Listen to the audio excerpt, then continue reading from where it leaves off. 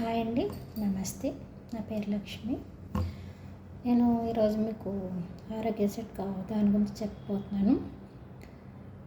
మనకి కరోనా టైంలో చాలామంది భయపడ్డారు కదా. కరోనా గురించి ఈ జలుబని, దగ్గని, అలాగే ఊపిరితిత్తులకి ఏమైనా ఎఫెక్ట్ అవుతుందని చెప్పేసి చాలా భయపడ్డారు కదా. ఎంత జలుబైనా, దగ్గైనా, ఎలాంటి జ్వరమైనా కూడా మీకు నేను ఒక చిట్కా చెప్తాను, అది వాడితే తగ్గుతుంది. అదేంటంటే, ఫస్ట్ మనకి పుదీనా పువ్వు ఒకటండి. పుదీనా పువ్వు అంటే మనకి పంచదార పలుకుల్లాగా వస్తుంది. అదొకటి. వాము పువ్వు ఒకటండి. వాము పువ్వు ఒకటి గుర్తుపెట్టుకోండి ఫ్రెండ్స్. పుదీనా పువ్వు, వాము పువ్వు, దానికి తోడు కర్పూరం. ఈ మూడింటిని మనం ఒక 50 గ్రామ్స్ ఇంటికి తెచ్చుకొని ఒక గాజు సీసాలోను పెట్టుకోవాలి.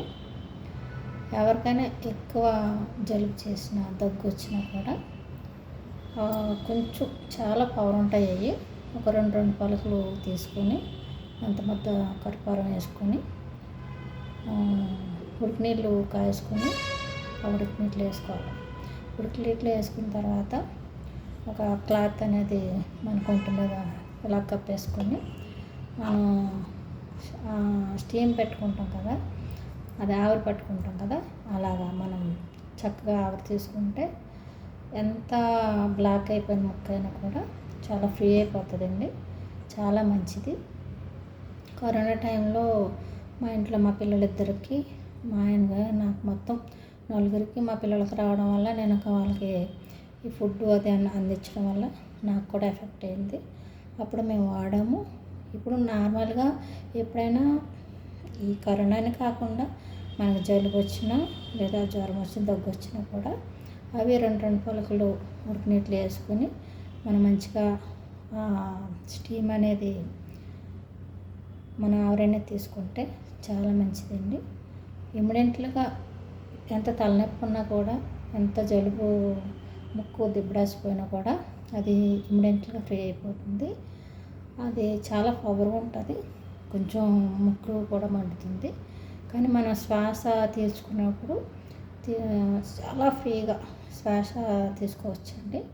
అది చాలా మంచిది. మేము వాడి మీకు చెప్తున్నాం. ఇందులో ఎటువంటి ఒకవేళ మీకు తెలియకపోతే షాప్లో అడగండి. పుదీనా పువ్వు, వాము పువ్వు అంటే ఇస్తారు. కర్పూరం మీకు ఎలా తెలుసు కాబట్టి ఈ మూడింటిని పాలలో తీసుకుని ఉడికి నీటిలో వేసుకుని ఆవిరి తీసుకుని ఫ్రెండ్స్. ఓకే ఫ్రెండ్స్, ఈ చిట్కా మీకు నచ్చినట్టయితే లైక్ చేయండి, షేర్ చేయండి. నమస్తే.